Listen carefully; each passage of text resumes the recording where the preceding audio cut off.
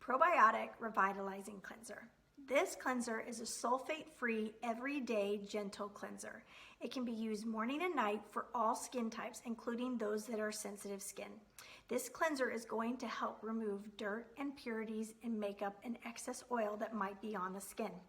If you don't know where to start when it comes to a cleanser, this is the right choice for you.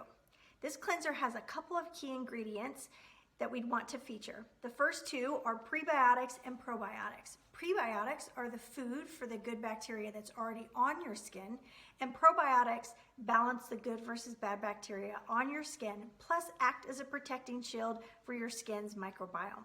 This cleanser also has lime extract and vitamin E, which are both antioxidants and help fight against free radicals.